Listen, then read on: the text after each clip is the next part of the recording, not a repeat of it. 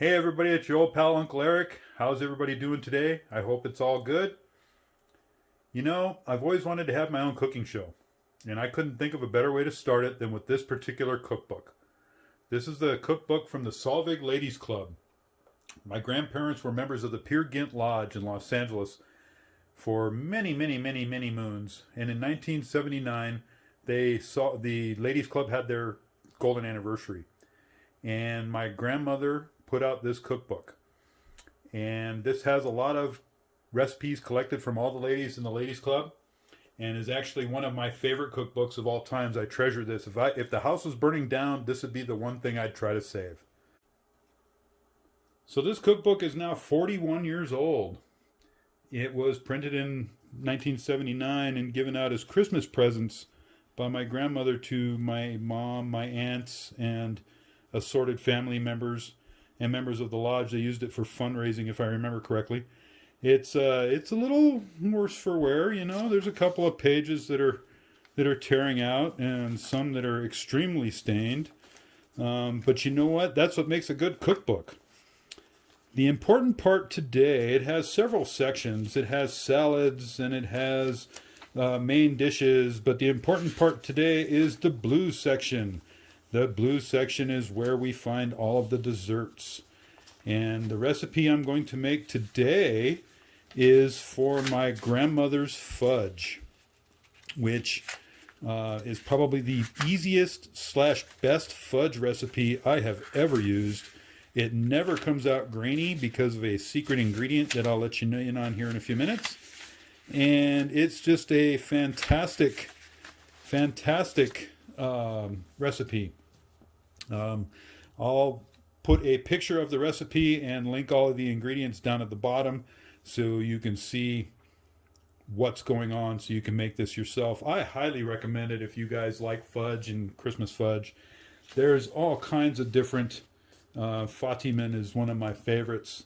Also, there's some Kroomkagger in here, and jelly cookies, and all kinds of stuff, including drinks. There's actually a way to make grape wine with Welch's grape juice and sugar. I've tried that. It works, but you know what? It's not the best, but it works. Rhubarb dessert, dried apple pie, not dyed apple pie, dried apple pie. And then muffins and breads and things like that. So what we're going to do today is we're going to use this book, and we are going to make the famous fudge butter pans. And hopefully you guys enjoy the video. If you have any questions, please leave them down in the comments. Always happy to answer people's questions. And please, if you haven't done so yet, like and subscribe to this video. I'm trying to get as many subscribers as I possibly can. Make this channel grow a little bit. And if you like these Cooking with Uncle Erik segments, let me know, because we can certainly do quite a few of these. All right, let's get started. Okay, here we are at the stove. First thing we want to do is turn this bad boy up on high. And we'll start doing this up. First thing you're going to add to your pan is a ½ pound of butter. That would be 2 sticks. You want to get this starting to melt. Save this paper because you're going to use this to grease the fudge pan. Alright, so 2 sticks of butter without dropping it in the pot.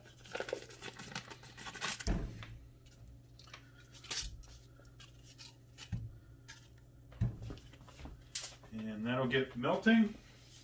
We're also going to add 1 large can. In the recipe it calls for pet milk, but in this case it's evaporated milk.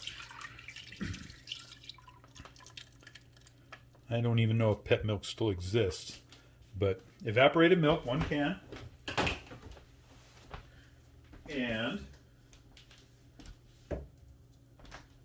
the recipe calls for 1 teaspoon of vanilla, but I like to add that in just before I put in the chocolate chips and the nuts. Okay, so, and then 4 1/2 cups, yes, I said 4 1/2 cups of granulated sugar. Ooh, look at the dust.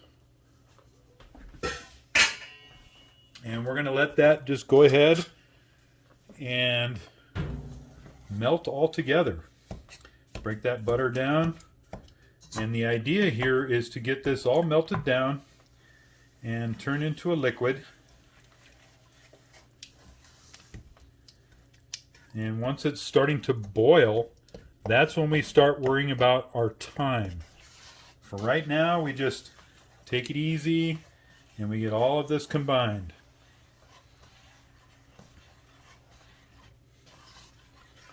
Like I said before, this is probably one of the easiest fudge recipes I've ever used. And the best part about it is, as you'll see in a few minutes, is there's a secret ingredient that keeps it from being grainy. So I will put the recipe up on the screen right about now.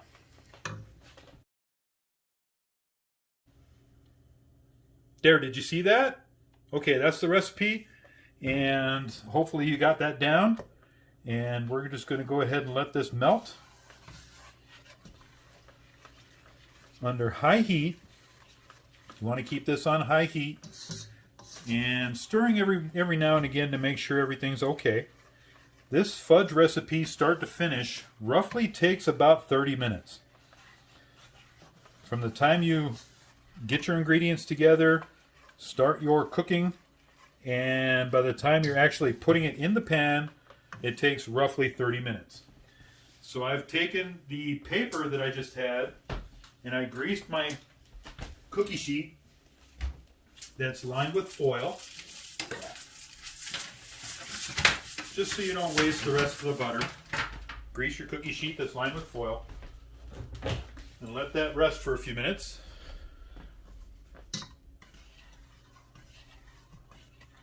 And through the magic of YouTube television, we can fast forward this a little bit and get this to the point where it's just about ready to be boiling.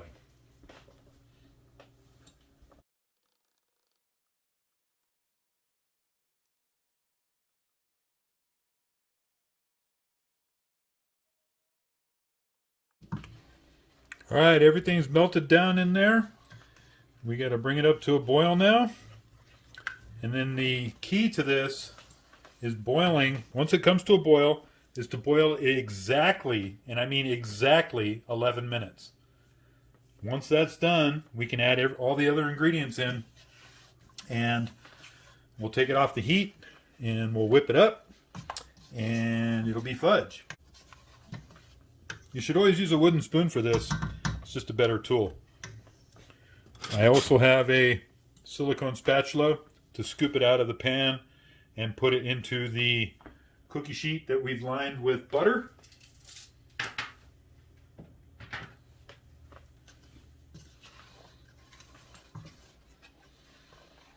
The only issue with this is you do not want to walk away. This is sugar after all, and very dangerous. So do not walk away from this. You want to stay here and constantly stir it and monitor it. And I've actually, on occasion, I wash down the sides to make sure that all of the sugar gets into the product and melts. So I take a brush and a little bit of water, and I wash down the sides of my pan. Make sure all of the sugar gets down in there, because you do not want to have any crystallization in this. This is a pretty foolproof recipe, but it sure does make it a lot easier if there's no sugar crystals in it. You only really have to do that once. There we go, nice and smooth.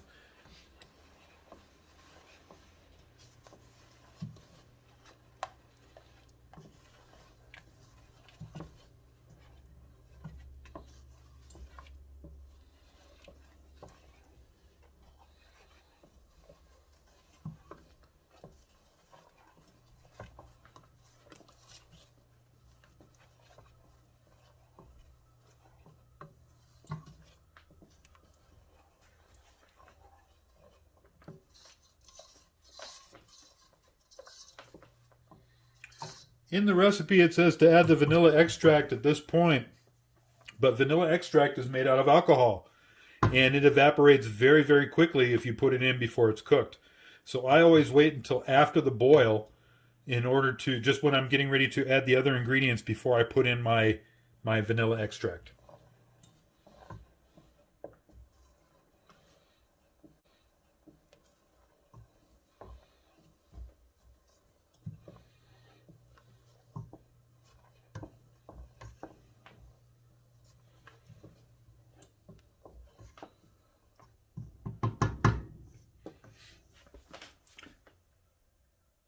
Today we're going to be making chocolate fudge, straight up semi-sweet chocolate fudge. The best part about this recipe is it can be peanut butter fudge, it can be mint fudge, it could be dark chocolate fudge. It doesn't matter what flavor you like as long as you use those kind of chips. Where basically the base will always remain the same and the chips will designate the flavor. So peanut butter or white chocolate or dark chocolate, doesn't matter. All you got to use is that kind of chip. And as you can see, it's just beginning to boil. So I'm going to set my kitchen timer for 11 minutes. And 11 minutes we go. Stirring constantly. Do not stop stirring. Gentle stirs. All you got to do, just make sure that you stir for the 11 minutes.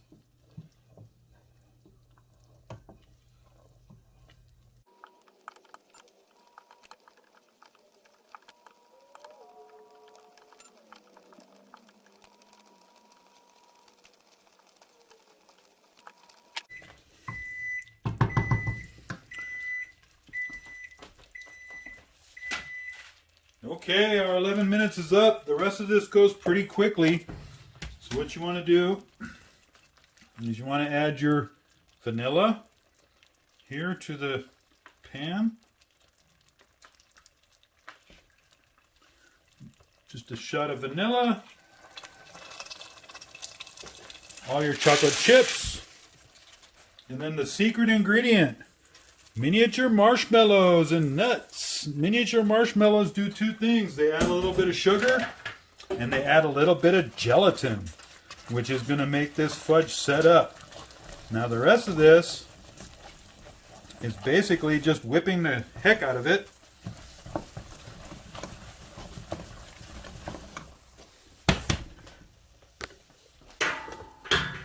Take it off the heat and whip it good.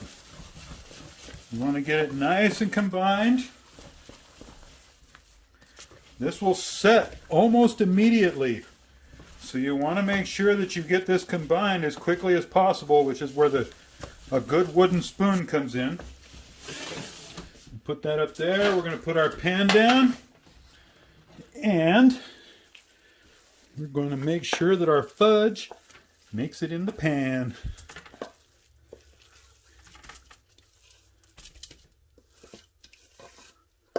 Like I said, this stuff will set very, very quickly. So you got to make sure that you get to it as soon as possible. And here's where your rubber spatula comes in. Scrape down your spoon and spread this out as evenly as you can. Look at all that wonderful butter. Get it all nice and smoothed out without making too much of a mess.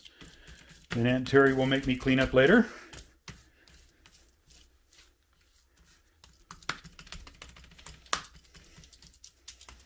Get it pushed down into the pan.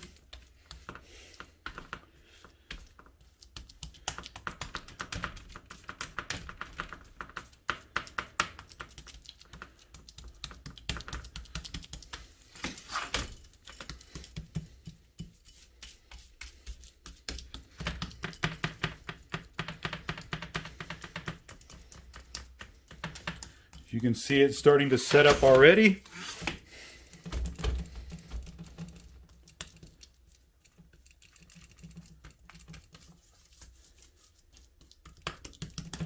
And I use pecans or pecans, depending on where you're from. I guess in the South they don't actually say pecan because that might mean something else. So we use pecans.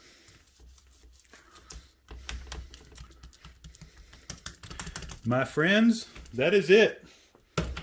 That is Grandma's fudge butter pans. Now what you do is you wait for this thing to cool, which is probably going to take about a half hour. And then you're going to be able to cut it, and it's going to be the smoothest, best tasting fudge you've ever tried. We'll be back in a few minutes. I'll show you what it looks like when it's cooled.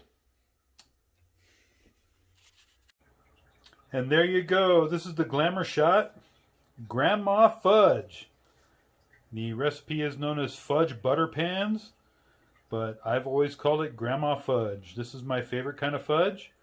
It is an absolute staple to have around for Christmas.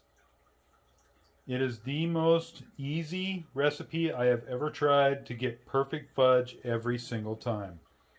Not grainy, tastes really good, and again, you can use any kind of chip that you want. Peanut butter, white chocolate, dark chocolate, mint chocolate. It doesn't matter. Fact is, as long as you use chips, you can get the best flavor out of this thing using the same base over and over and over again. Now all we got to do is taste it. Ooh, Grandma's fudge. Mmm. Mmm. What do you think? Delicious Grandma fudge. Like it. Mm-hmm. Okay. Cool. All right, let's give it a try. Smooth, not grainy at all. Tastes great. Unfortunately, most of my relatives aren't going to get any of this year because none of them are here. So Terry and I have to eat 5 pounds of this stuff because it makes 5 pounds of fudge with about each batch. So if you're lucky, you might get some Uncle Erik fudge this Christmas.